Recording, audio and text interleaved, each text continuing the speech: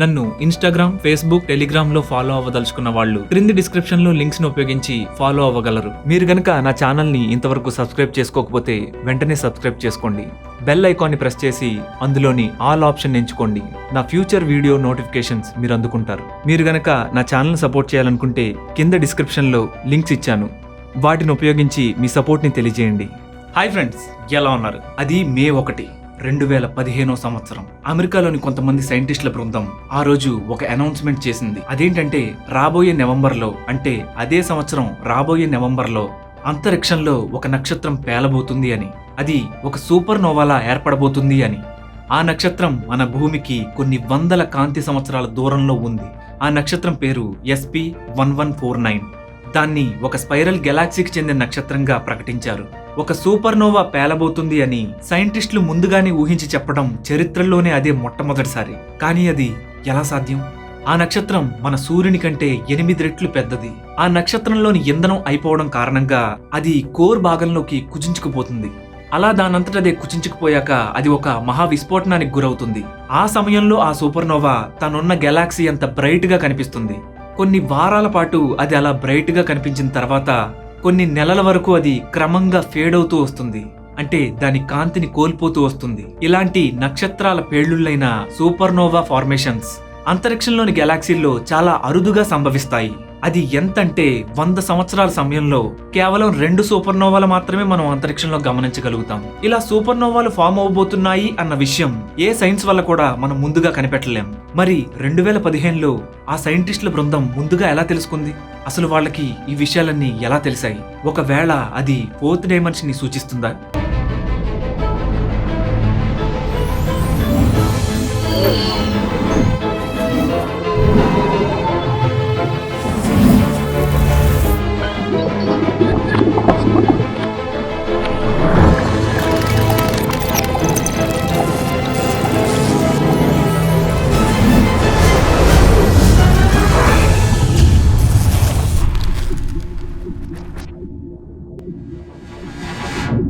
నక్షత్రం యొక్క రంగును బట్టి, దాని టెంపరేచర్ని బట్టి, ఆ నక్షత్రం యొక్క మాస్ ని మరియు లూమినాసిటీని బట్టి ఆ నక్షత్రం యొక్క జీవిత ప్రమాణాన్ని సైంటిఫిక్ గా అంచనా వేయగలరు.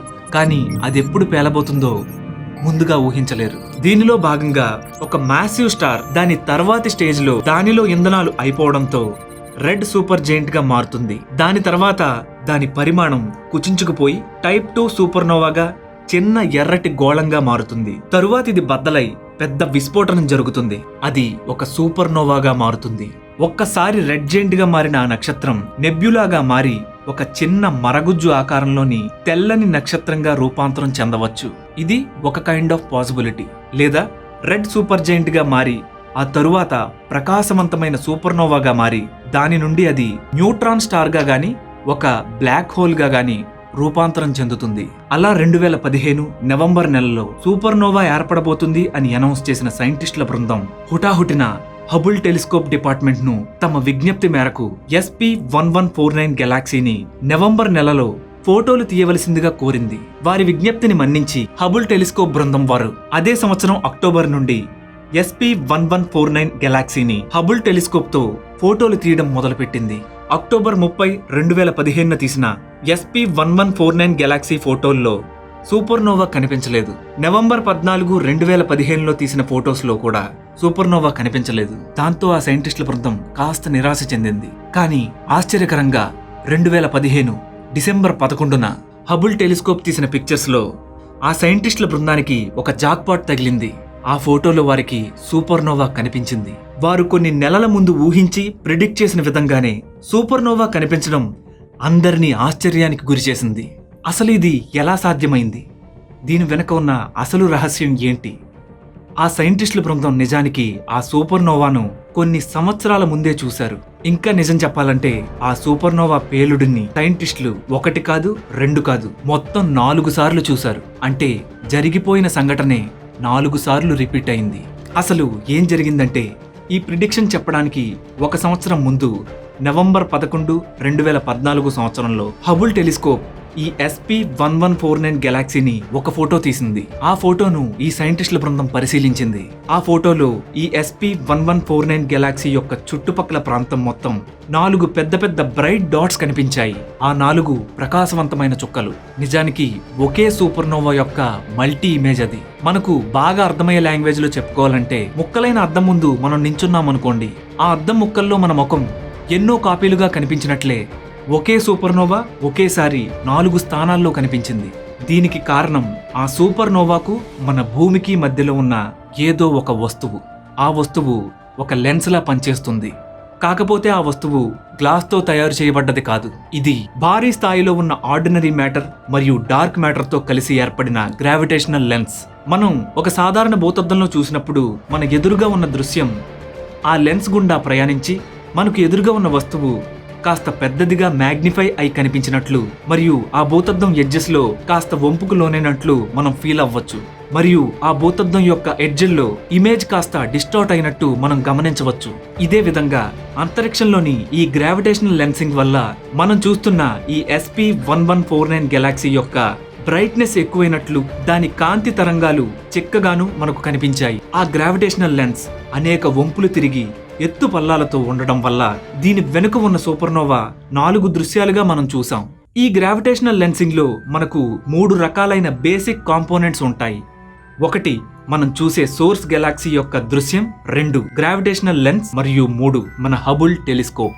ఈ 3 వస్తువులు ఒకే కక్షలో ఉన్నప్పుడు మనకు కనిపించే దృశ్యం నేరుగా కాకుండా ఈ అంతరిక్షంలోని న్యాచురల్ గ్రావిటేషనల్ లెన్స్ ద్వారా ప్రయాణించి ఆ దృశ్యం డిస్టార్ట్ అయినట్లు కనిపిస్తుంది. మనం అప్పుడు ఐన్స్టైన్ రింగ్ ని చూడగలుగుతాం. సోర్స్ గెలాక్సీ నుంచి వచ్చే లైట్ ఈ లెన్స్ గుండా ప్రయాణించి బెండ్ అవుతుంది. దాని ఫలితంగా ఒక స్మియర్ అయిన రింగ్ ఆకారం మనకు కనిపిస్తుంది. ఇది ఎన్నో సంవత్సరాల క్రితం ఐన్స్టైన్ ముందుగా ఊహించి చెప్పాడు. కానీ ఒకవేళ మధ్యలో లెన్స్ ఒక కక్షలో కాకుండా కొంచెం పక్కకు ఉన్నట్లయితే ఈ ఐన్స్టైన్ రింగ్ లో బ్రేక్ ఏర్పడి 2 ముక్కలైన అర్ధవృత్తాకారాలు మనకు కనబడతాయి. ఒకవేళ ఆ లెన్స్ పర్ఫెక్ట్ గా సిమెట్రికల్ ఆకారం కలిగి లేకపోతే, అంటే ఆ లెన్స్ ఎలిప్టికల్ షేప్ లో ఎగుడు దిగుడుగా వంపులు తిరిగి ఉంటే, ఆ ఐన్స్టైన్ రింగ్ 4 ముక్కలుగా బ్రేక్ అయి మనం సోర్స్ యొక్క 4 ఇమేజ్లను ఒకేసారి చూస్తాం. దీన్నే ఐన్స్టైన్ క్రాస్ అని పిలుస్తారు. మనం చూస్తున్న ఈ SP1149 గెలాక్సీలోని సూపర్నోవా 9.3 బిలియన్ సంవత్సరాల క్రితం అంతరించిపోతున్న ఒక నక్షత్రం పేలుడు నుండి ఏర్పడింది. ఒక పెద్ద బ్లాస్ట్ జరిగి ఈ ప్రకాశం ఏర్పడింది. ఆ దృశ్యకాంతి అనేక బిలియన్ల సంవత్సరాలు ప్రయాణించి మన భూమి వైపు వస్తుంది. ఆ దృశ్యకాంతి ఒక మ్యాసివ్ ఆబ్జెక్ట్ వల్ల స్పేస్ టైంలో వంపులు ఏర్పడిన ప్రాంతాన్ని దాటుకుని మన భూమి వైపు రావాల్సి ఉంది. అంటే ఆ గ్రావిటేషనల్ లెన్సింగ్ ని దాటుకుని మన భూమి వైపు రావాల్సి ఉంది. అంతరిక్షంలో ఇంతటి మ్యాసివ్ బెండ్ ని ఏర్పరిచిన ఆ స్పేస్ ఆబ్జెక్ట్ మరేదో కాదు, అది MACS J1149.5+2223 అనబడే కొన్ని గెలాక్సీల సమూహం. దీన్నే ముద్దుగా MACS J11 గెలాక్సీ క్లస్టర్ అని అంటారు. ఈ MACS J11 గెలాక్సీ క్లస్టర్ విపరీతమైన మాస్ కలిగిన సబ్ స్ట్రక్చర్స్ తో, అనేక గెలాక్సీలతో ఇంకా డార్క్ మ్యాటర్ తో నిండి ఉంది. మన SP1149 గెలాక్సీ యొక్క సూపర్నోవా లైట్ ఈ MACS J11 గెలాక్టిక్ క్లస్టర్ గుండా ట్రావెల్ చేయడంతో గ్రావిటేషనల్ డిఫ్లెక్షన్కు గురై భూమికి రీచ్ అయ్యేసరికి ఆ డిఫ్లెక్ట్ అయిన లైట్ రేస్ అన్ని ఒక కన్వర్జింగ్ పాయింట్ వద్దకు చేరుకుని కనిపించాయి. దీని కారణంగా 4 ముక్కలుగా విడిపోయిన ఆ దృశ్యం స్పేస్ లో గ్రావిటేషనల్ లెన్స్ ద్వారా ట్రావెల్ చేసి భూమి దగ్గర ఉన్న హబుల్ టెలిస్కోప్ లో ఒకే చిత్రంలో 4 సార్లు కనిపించింది. ఓకే, కానీ ఇక్కడే ఒక విచిత్రం జరిగింది. 4 ముక్కలుగా విడిపోయిన ఆ దృశ్యం ఒకేసారి మనకు కనిపించలేదు. ఒక్కో దృశ్యం కనిపించడానికి మనకు కొన్ని నెలల నుండి సంవత్సరాల సమయం పట్టింది. అంటే ఈ 4 దృశ్యాల్లో ఒక్కొక్క దృశ్యం టైం ట్రావెల్ చేసి డిఫరెంట్ టైమ్స్ లో మనకు రీచ్ అయ్యాయి. దీనికి కారణం ఆ కాంతి డిఫరెంట్ లెన్సుల గుండా ప్రయాణించడమే. ఇక్కడే స్పేస్ టైంలోని వంపుల గుండా ఆ సూపర్నోవా కాంతి ప్రయాణించడం వల్ల 4 దారుల్లో అది ప్రయాణించడమే కాదు, 4 కాలాల్ని అది ఎక్స్పీరియన్స్ చేసింది. అంటే ఎక్కువగా కరువు తిరిగిన దారి గుండా ప్రయాణించిన కాంతి యొక్క సమయం చాలా స్లోగా గడిచింది. తక్కువ కరువుతో ఉన్న లెన్సింగ్ గుండా ప్రయాణించిన కాంతి కొంత తక్కువ సమయం తీసుకుంది. అంటే ఈ 4 పాత్స్ లో సమయం అనేది భిన్నంగా గడుస్తుంది. మీరు విన్నది కరెక్టే, అంతరిక్షంలో సమయం భిన్నంగా గడుస్తుంది. ఇది గ్రావిటేషనల్ టైం డిలే అవుతుంది తప్ప లైట్ ఏమీ నిజానికి చాలా దూరం ప్రయాణించి రావడం వల్ల ఆలస్యం అవ్వడం లేదు. స్పేస్ లోని ఈ మహాగ్రావిటీ టైం ని స్పేస్ ని బెండ్ చేయడం వల్ల అక్కడ సమయం స్లోగా గడుస్తుంది. ఈ స్పేస్ టైం అనేది మన కంటికి కనిపించని ఒక మాయా వస్తువు. అంతేకాదు ఈ MACS J1149 గెలాక్సీ క్లస్టర్ యొక్క విపరీతమైన టైం స్పేస్ బెండింగ్ వల్ల మీరు చూస్తున్న ఈ చిత్రంలో ఒకే గెలాక్సీ 3 సార్లు మనకు కనిపిస్తుంది. మన మానవులకు అందని 4th డైమెన్షన్ అయిన కాలం అనేది ఒకటి ఉంది అనడానికి సైన్స్ లో ఇది ఒక నిలువెత్తు ఉదాహరణ. 1995 సరిగ్గా ఈ సంఘటన జరగడానికి 20 ఏళ్లకు ముందు సైంటిస్టులు ఈ దృశ్యాన్ని మొట్టమొదటిసారిగా చూశారు. కానీ ఆనాటి కాలానికి దీనికి సంబంధించిన క్లోజప్ పిక్చర్స్ వారి వద్ద లేవు. కానీ 2014లో 2015లో ఇంకా 2016 జనవరి 15న మరియు 2016 ఆగస్టు 2వ తారీఖున ఈ ఎగ్జాక్ట్ సూపర్నోవా ఇమేజ్ ని అబ్జర్వ్ చేయగలిగారు. మరోలా చెప్పాలంటే ఆ సూపర్నోవా నుండి విడుదలైన కాంతి స్పేస్ లో ప్రయాణిస్తూ MACS గెలాక్సీ క్లస్టర్ దగ్గర బెండ్ అయిన స్పేస్ టైం గుండా ట్రావెల్ చేయడం వల్ల ఆ కాంతి అదేనండి ఆ దృశ్య కాంతి టైం ట్రావెల్ చేసింది. అలా 4 ముక్కలుగా విడిపోయి టైం డైలేషన్ కు గురై ఆ కాంతి మన భూమిపైకి 4 డిఫరెంట్ డేట్స్ లోకి రీచ్ అయ్యింది. ఇది 2014లో 2015లో ఇంకా 2016లో 2 సార్లు కనబడింది. అంటే ఆ కాంతి యొక్క భూత భవిష్యత్ వర్తమానాలు మనం ముందుగా గమనించామన్నమాట. ఈ సంఘటన ద్వారా మనకు తెలుస్తుంది ఏంటంటే టైం అనేది నిజంగానే ఉంది. అది ఈ విశ్వంలో మ్యాసివ్ ఆబ్జెక్ట్స్ వద్ద వాటి గ్రావిటీ వల్ల స్లోగా గడుస్తుంది. టైం అనేది 4th డైమెన్షన్ తో తయారైన ఒక పదార్థం. టైం అనేది కేవలం భ్రమ కాదు. నిజానికి ఏదో ఒక పదార్థాన్ని తాకినట్లు మనం టైంని తాకలేం, కానీ టైంని ఎక్స్పీరియన్స్ చేయగలం. మనం తాకలేనంత మాత్రాన అది ఒక పదార్థం కాకుండా పోదు. అది మనకు అందని వేరే డైమెన్షన్ లో ఉంది అని దాని అర్థం. కానీ టైం అనే పదార్థాన్ని సైతం తాకి దాన్ని వంపు తిప్పగల శక్తులు ఈ విశ్వంలోనే ఉన్నాయి. అవే డార్క్ మ్యాటర్, డార్క్ ఎనర్జీ మరియు గ్రావిటీ. మనకు తెలిసి ఈ 3 మనకు తెలియకుండా ఎన్ని శక్తులు ఈ టైంతో ఆడుకుంటాయో మనకు తెలియదు. ఈ డార్క్ ఎనర్జీకే గనక ఒక ఆకారం ఉంటే ఆ డార్క్ ఎనర్జీ మరియు డార్క్ మ్యాటర్ ఇంకా గ్రావిటీ ఒక మనిషి ఆకారం ధరిస్తే ఈ టైం అనబడే మానవుల కంటికి కనబడని పదార్థాన్ని మనం రబ్బర్ బ్యాండ్ తో ఆడుకున్నట్లు సాలిడ్ గా తాకి ఆడుకోగలం. మన ప్రపంచం ఇంకా మనం 3 డైమెన్షన్స్ తో ఏర్పడ్డాం కాబట్టి అలా చేయడం మనకు సాధ్యం కాదు. బట్ మనకన్నా అతీతమైన శక్తులకు అది సాధ్యమే. మన హిందూ పురాణాల ప్రకారం కాలస్వరూపుడైన శివుని అధీనంలోనే ఈ కాలం ఉంటుంది. శివునికున్న ఒకానొక రూపాల్లో ఈ కాలస్వరూపం కూడా ఒకటి. ఈ కాలానికి అధిదేవుడిగా శివుని యొక్క మరో రూపమైన కాలభైరవ స్వరూపం పిలువబడుతుంది. ఈ కాలస్వరూపమే కాళికాదేవిని డార్క్ ఎనర్జీని రిప్రజెంట్ చేస్తుంది. మరి శ్రీ మహావిష్ణువు స్వయంగా విశ్వంగా పిలువబడతారు. విష్ణు అంటే వ్యాపకతత్వం కలిగిన వాడు. విష్ణు సహస్రనామాల్లో విశ్వం విష్ణుర్వషట్కారో భూత భవ్య భవత్ప్రభు అనే శ్లోకం ఉంటుంది. అంటే ఈ విశ్వమే విష్ణువు, విష్ణువే విశ్వం. విష్ణువు యొక్క ఒకానొక రూపం ఈ స్పేస్. నిజానికి శ్రీ మహావిష్ణువు యొక్క రోమకోపాల్లో అనేక కోటానుకోట్ల బ్రహ్మాండాలు దాగి ఉంటాయి అని మనకు బ్రహ్మ వైవర్త మహాపురాణం చెబుతుంది. విష్ణువు స్పేస్ అయితే ఆయన పవళించే అనంతుడి యొక్క మరొక రూపం సంకర్షణుడు. అవును, ఈ ఆదిశేషునికి సంకర్షణుడు అనే మరో పేరుంది. ఆదిశేషుడు సంకర్షణ శక్తి కలిగి ఉంటాడు అని మన పురాణాలు చెబుతున్నాయి.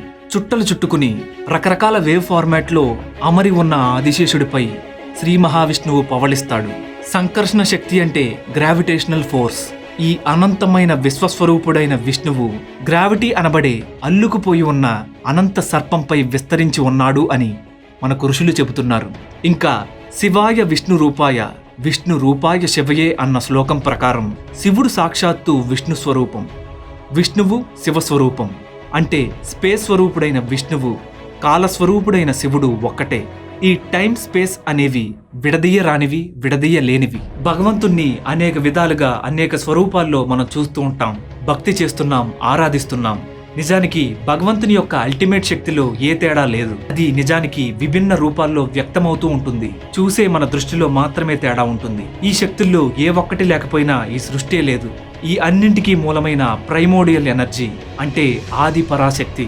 ఆ ప్రైమోడియల్ ఎనర్జీ అయిన ఆది పరాశక్తినే మనం అమ్మవారిగా కొలిచి పూజిస్తున్నాం. సర్వం శక్తిమయం జగత్, సర్వం శివమయం జగత్. అవును, ఈ టైం అనే 4th డైమెన్షన్ లేకపోతే ఈ విశ్వం అనేదే లేదు. ఎందుకంటే ఏదైనా ఈవెంట్ జరగాలి అంటే దానికి సమయం అనేది కావాలి కదా. ఈ కాలం అనేది ఒక్కటే ఈ మిగిలిన 3 డైమెన్షన్స్ని మార్చగల ఏకైక మార్గం, ఏకైక శక్తి. ఈ 4th డైమెన్షన్ అయిన కాలం ఆబ్జెక్ట్స్ యొక్క పొజిషన్ని స్పేస్లో చేంజ్ అవ్వడానికి వీలు కల్పిస్తుంది, అన్నింటినీ నడిపిస్తుంది. మన శరీరంలో జరిగే జీవ ప్రక్రియలు, రసాయనిక చర్యలు, ప్రతిచర్యలు వరకు, అణువు నుండి గెలాక్సీల వరకు ఒకటేంటి అన్ని వస్తువులు తమ తమ స్పేస్లో కదలడానికి అవకాశం కల్పిస్తుంది ఈ టైం అని 4th డైమెన్షన్. మన రియాలిటీ నిజానికి 3 డైమెన్షన్లో కనిపిస్తున్నప్పటికీ ఈ 4th డైమెన్షన్తో కలిపి మొత్తంగా మాత్రమే మన రియాలిటీ అనేది ఏర్పడుతుంది. ఈ కాలం అనేది లేకపోతే ఈ విశ్వం అంతా బిగుసుకుపోయిన ఒక ఫోటోలోని బొమ్మలా ఎప్పటికీ అలానే ఉండిపోతుంది. కానీ ఎవరైతే ఈ కాలంపై అదుపు కలిగి శక్తివంతమైన జీవులు ఉంటారో ఆ కాలశక్తి స్వరూపులకి త్రికాలాలు ఒకేసారి భాసిస్తాయి. అంటే భూత భవిష్యత్ వర్తమానాలు ఒకేసారి గోచరిస్తాయి. అటువంటి జీవంటూ ఉంటే అతను ఈ కాలంలో అన్ని డైరెక్షన్లోని తిరగగలడు. అంటే చిన్నవాడవ్వగలడు, ముసలివాడవ్వగలడు, భవిష్యత్తులోకి వెళ్ళగలడు, గతంలోకి కూడా వెళ్ళగలడు, ఎవరి కాలాన్నైనా సరిచేయగలడు, నాశనం చేయగలడు, తిరగదెప్పగలడు. మరి అంతటి శక్తివంతుణ్ణి ప్రశ్నించకూడదు, ప్రసన్నం చేసుకోవాలి. కాలబద్ధులమైన మనం, కర్మబద్ధులమైన మనం ఆ కాలస్వరూపుడైన శివుడిని మన కాలగతి సక్రమంగా ఉండేలా చూడమని, అనుగ్రహించమని ప్రార్థించాలి. ఈ కాలశక్తి కలిగిన దేవతలు ఉన్నారు. కాలశక్తిలో కేవలం కొంత భాగాన్ని మాత్రమే కలిగిన దేవతలు ఉన్నారు. కాలజ్ఞానం తెలిసిన ఋషులు ఉన్నారు. వారంతా శివానుగ్రహం వల్లనే అవి పొందారు. అదే అనేక భుజాలు కలిగి ఉండడం, అనేక ముఖాలు కలిగి ఉండడం. ఫర్ ఎగ్జాంపుల్, నా చెయ్యిని ఒక దిశలో కదిలించాను, అదే చెయ్యిని పై దిశలో కూడా కదిలించాను. కానీ ఒకే సమయంలో అక్కడ ఇక్కడ కూడా నా చెయ్యిని ఏకకాలంలో ఉంచలేను. కానీ ఎప్పుడైతే నేను కాలశక్తిని పొందుతానో అప్పుడు నాకు నచ్చినట్లు అనేక భుజాలు పొందగలను. ఒక్కొక్క చెయ్యిని కాలంలోని ఒక్కొక్క విభాగంలో నుంచి నా దగ్గరికే తీసుకురాగలను. 3 కాలాలు ఏకకాలంలో దర్శించగలను. సరిగ్గా ఇదే విధంగా మన హిందూ దేవతల్లో హయ్యర్ డైమెన్షనల్ యాక్సెస్ ఉన్నవారు అనేక భుజాలు కలిగి ఉంటారు. గుర్తుపెట్టుకోండి, అటువంటి వారు కాలశక్తి కలిగి ఉన్నారు అని గుర్తు. వారు అందరికీ చేరువవ్వగలరు అని గుర్తు. అంటే సరిగ్గా సరైన పద్ధతిలో భక్తిగా పిలిస్తే వారెంత దూరంలో ఉన్నా తక్షణం పలకగలరు, స్పందించి మన భక్తికి మెచ్చి మనల్ని కాపాడగలరు. మరొక ఉదాహరణ ఏంటంటే, స్వర్గంలో దేవతలకు అంటే ఇంద్ర, వరుణ, కుబేర మొదలగు 33 కోట్ల మంది దేవతలకు కేవలం కొన్ని ఎక్సెప్షనల్ కేసెస్లో తప్ప వారికి కేవలం 2 భుజాలే ఉండడం మనం పురాతన శిల్పశాస్త్రంలో గమనిస్తాం. ఎన్నో గ్రంథ శ్లోకాల్లో తెలుసుకోగలుగుతున్నాం. కానీ అంతకంటే హయ్యర్ డైమెన్షనల్ దేవతలకు అనేక భుజాలు కలిగి ఉండడం కూడా మనం గమనిస్తాం. ఉదాహరణకు గణేశుడు చతుర్భుజుడు, విష్ణువు చతుర్భుజుడు, ఇంకా అమ్మవారు అనేక రూపాల్లో అనేక భుజాలతో దర్శనమిస్తారు. అంటే వారి యొక్క డైమెన్షనల్ పవర్ అనేది తక్కిన సాధారణ దేవతల కంటే ఎక్కువ అని అర్థం. చేతులు ఎక్కువ ఉన్న దేవతలను మాత్రమే పూజించమని దీని అర్థం కాదు. అందరు దేవతలు ఆ కాలస్వరూపంలోని భాగాలే అని, పరమాత్ముని అంశలే అని మనం గుర్తించాలి, గౌరవించాలి, తగిన విధంగా పూజించాలి. ఈ కాలానికి సంబంధించిన శక్తులు అనేక రకాలుగా ఉంటాయి. కొంతమంది ఋషులకు కాలజ్ఞాన రూపంలోను, కొంతమందికి కాల దర్శన జ్ఞాన రూపంలోను, మరికొంతమంది దేవతలకు, ఋషులకు కాలగమన దివ్య జ్ఞాన రూపంలోను, ఉన్నత దేవతలైన వారికి కాలశక్తి రూపంలోను మరెన్నో రకాలుగా ఈ కాలశక్తులు ఉంటాయి. వీటి గురించి మరొక ఎపిసోడ్లో ఇంకా డీటెయిల్డ్గా తెలుసుకుందాం. సో ఈ 4th డైమెన్షన్ అయిన టైం శివుడి యొక్క మరొక రూపం. ఈ కాలం ఆ మహా కాలభైరవ స్వరూపం, కాళికా శక్తిమయం, వెరసి ఈ రెండూ కలగలిపి ఆ పరమాత్ముని స్వరూపం, ఆ విరాట్ పురుషుని యొక్క మరొక రూపం. దీనికి సాక్షాత్తు భగవద్గీతే మనకు ఆధారం. భగవద్గీత 11వ అధ్యాయం 32వ శ్లోకం సాక్షాత్తు శ్రీకృష్ణ భగవానుడు చెబుతున్నాడు, కాలోస్మి లోకక్షయకృత్ ప్రవృద్ధో లోకాన్ సమాహర్తుమిహ ప్రవృత్తః ఋతే పిత్వాం న భవిష్యంతి సర్వే ఏ వస్థితాః ప్రత్యనీకేషు యోధాః. అర్జున, నేను మహాకాలమును, సమస్త లోకములను తుదముట్టించుటకు విజృంభించిన మూల కారణమును నేనే మహాకాలుడను. లోకములను నాశనము చేయుటకు పూనుకొని ఉన్నాను. కనుక నీవు యుద్ధము చేయకున్నను ప్రతిపక్షమున వీరులెవ్వరూ మిగలరు అని అర్థం. ఈ కాలం అనేది ఆ విరాట్ పురుషుని స్వరూపంగా మనం భావించవచ్చు.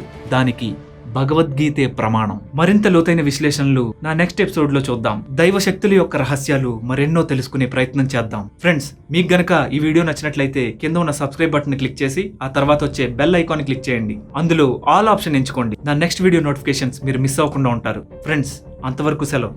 నమస్కారం.